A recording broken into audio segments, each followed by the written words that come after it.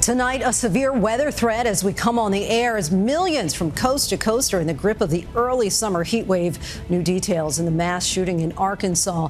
And we're days away from the earliest ever presidential debate. What we know about how the current president and the former president are preparing. First to that severe weather threat in the Northeast, powerful thunderstorms, damaging winds, even possible tornadoes as 100 million Americans across 27 states remain under heat alerts.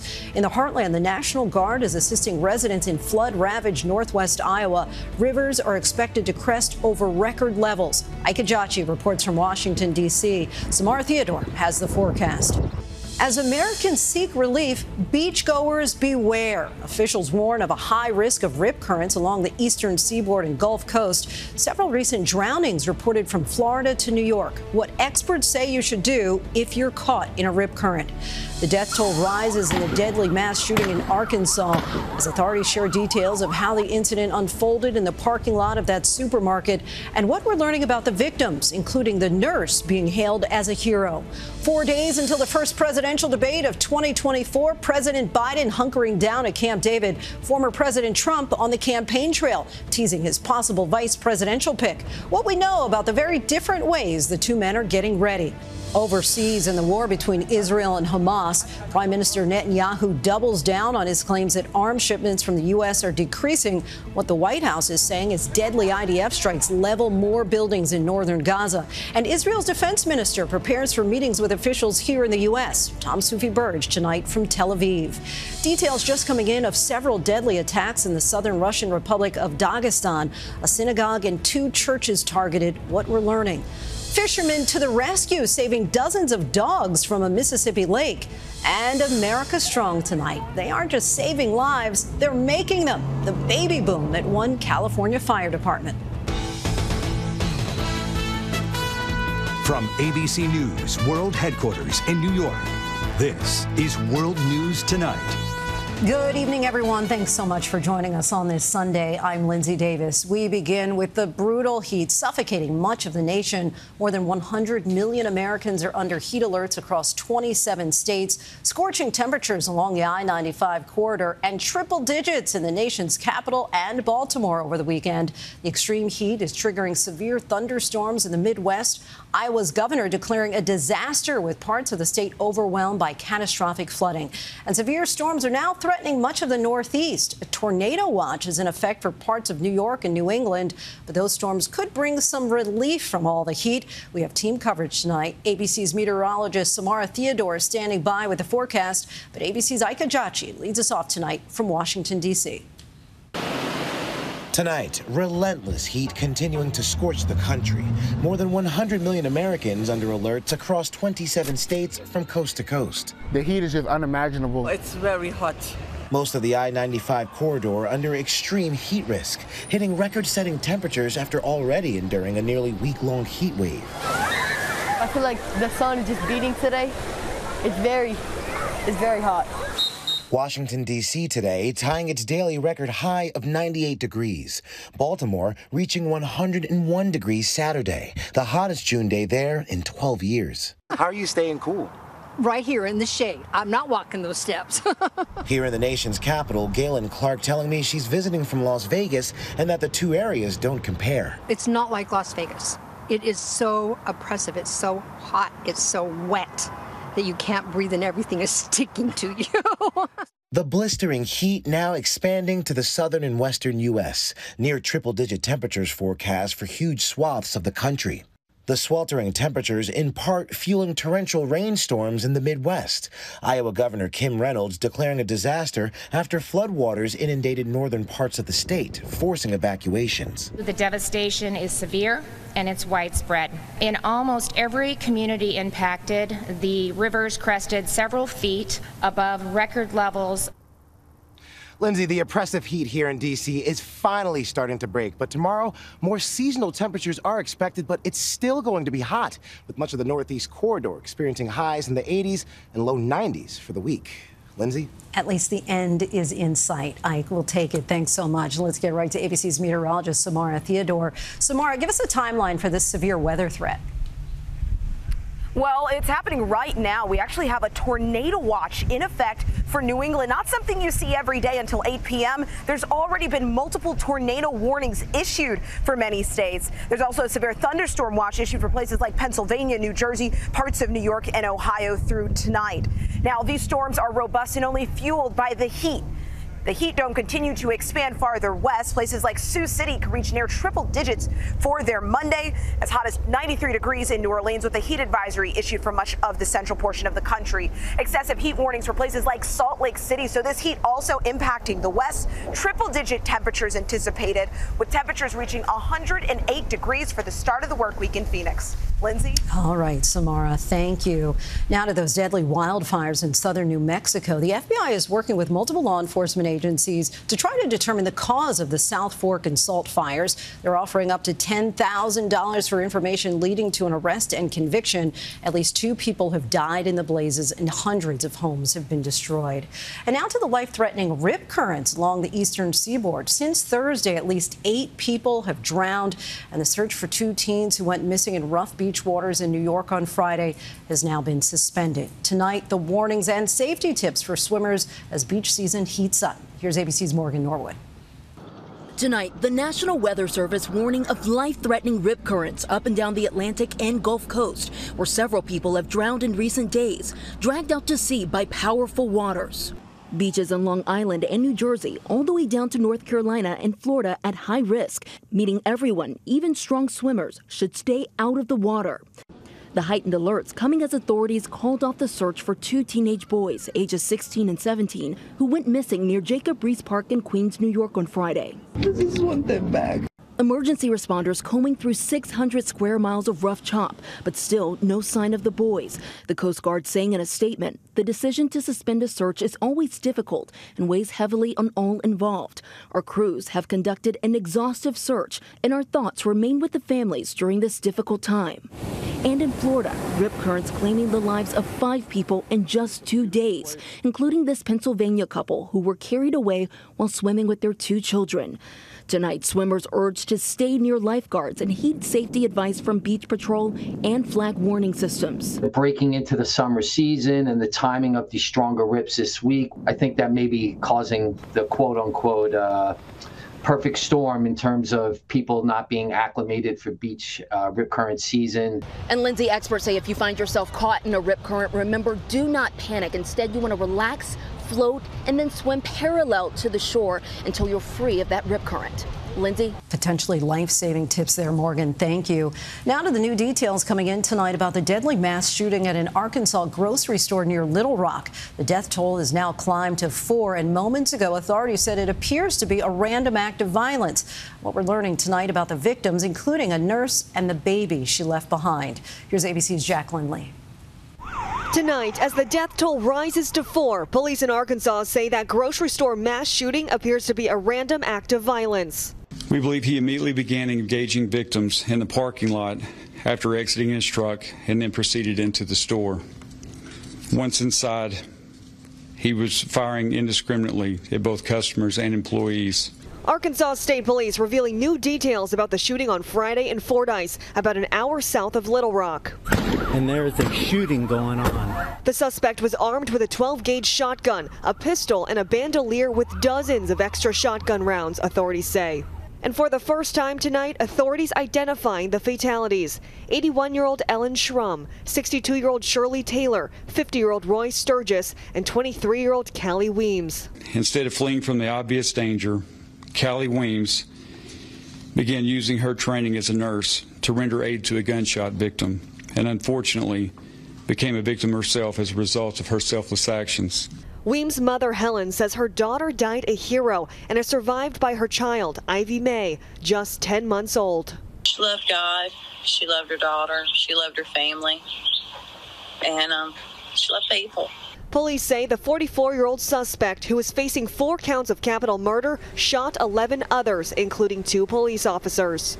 These officers literally and intentionally put themselves between the suspects and defenseless citizens. Their actions were nothing short of heroic.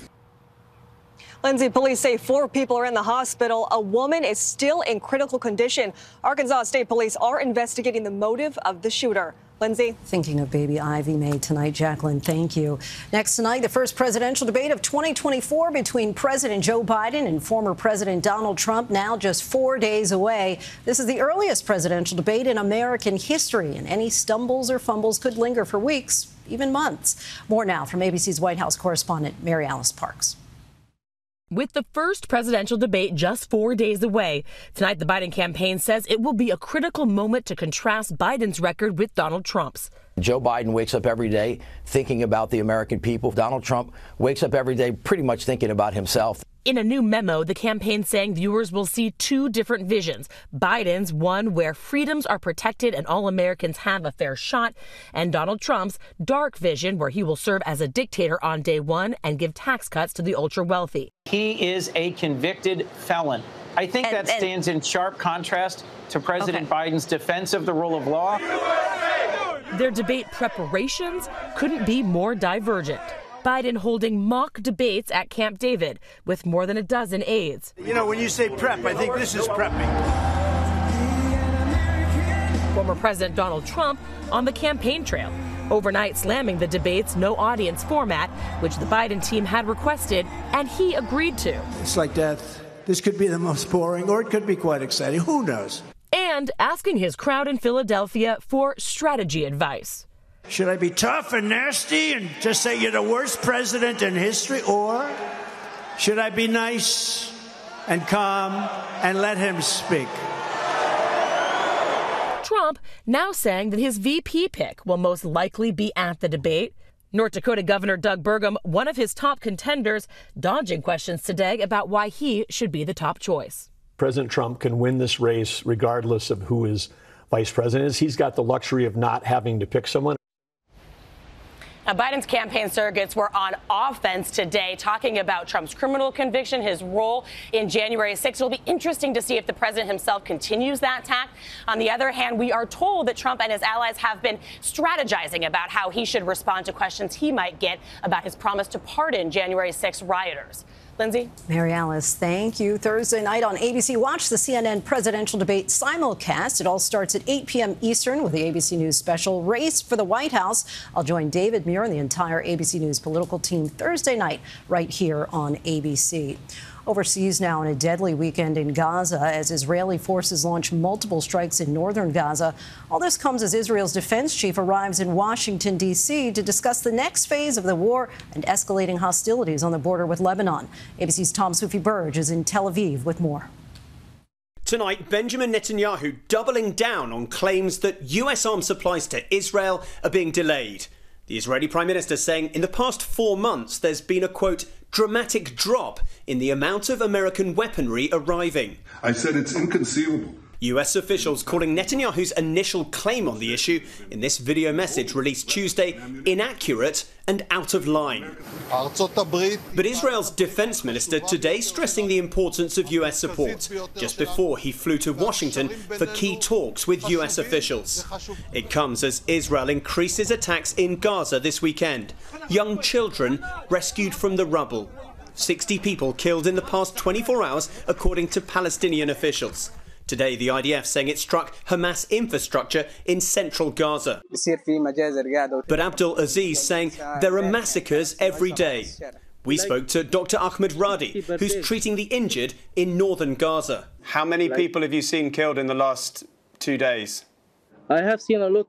We tried our best just to save lives, but some people lost their lives. And tonight, the IDF investigating after this video showed an injured Palestinian suspect in the West Bank tied to the front of an Israeli armoured vehicle. The IDF saying its forces violated standards.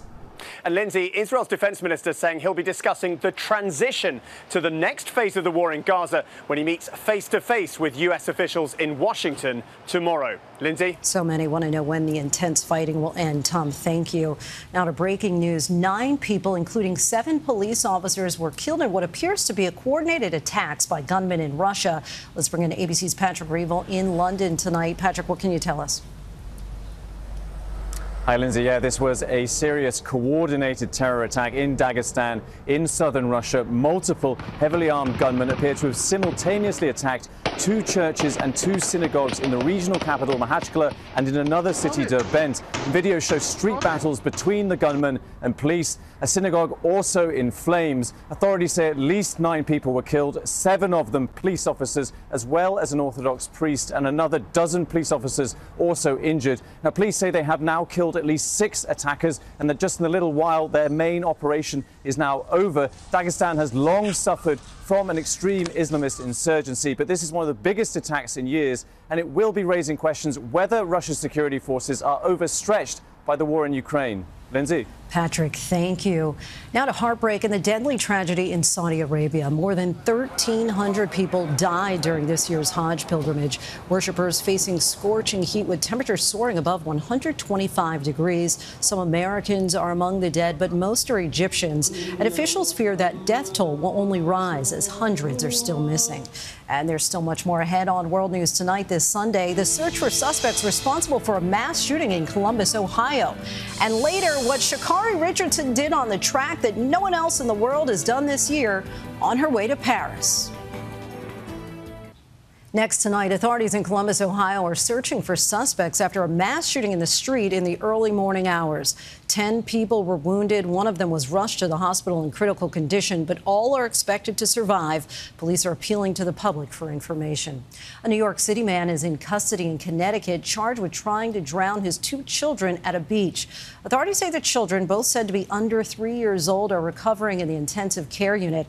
Officials say officers spotted the man taking the children into the water, moving far from shore.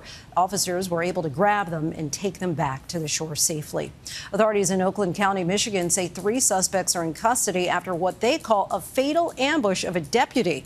The 9-year veteran was a father of 3 with a baby on the way. And in Philadelphia, authorities say an officer is fighting for his life after being shot in the neck during a traffic stop.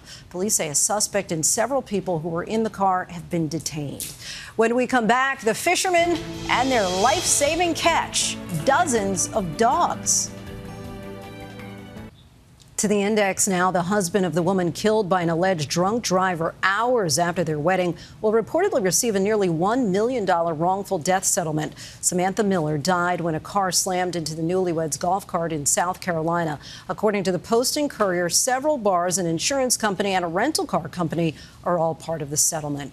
U.S. sprinter Sha'Carri Richardson is headed to the Olympics. Richardson won the 100-meter final with the best time in the world this year. She also won the Olympic trials back in 2021, but never made it to the games. Her time was erased because of a positive test for marijuana. She said at the time she struggled with depression brought on by the death of her mom.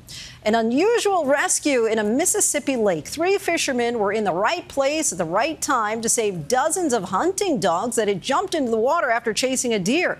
There were so many dogs, the fishermen had to make 3 trips to the shore after plucking the exhausted dogs from the water one by one.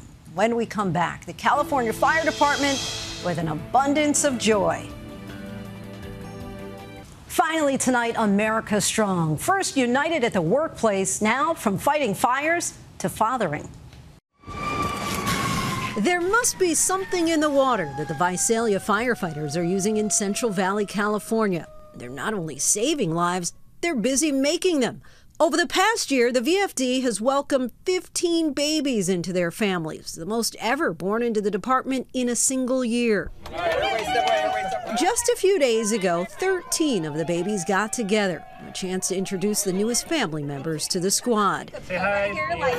7 boys and 8 girls, ranging in age from 17 months to 3 months, all meeting for the first time. Where else?